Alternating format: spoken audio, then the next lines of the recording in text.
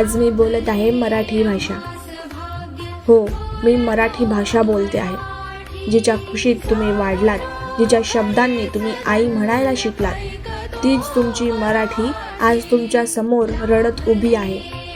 एकेकाळी माझ्या शब्दात स्वाभिमान होता, माझ्या आवाजात ताकद होती. आज मात्र माझाच आवाज हरवत चालला आहे. दररोज मला अपमान सहन करावा लागतो. घरात जन्म घेते मी, पण मोठं होताना मला घरातूनच बाहेर काढलं जातं. आई बाबा स्वतःच्या मुलांशी माझ्यात बोलायला लाजतात. शाळेत मला सेकंड ऑप्शन बनवलं जातं. कार्यालयात माझ्याकडे कमीपणाने पाहिलं जातं आणि समाजात माझ्यावर प्रेम करण्याऐवजी माझीच लाज वाटते. माझी चूक काय आहे?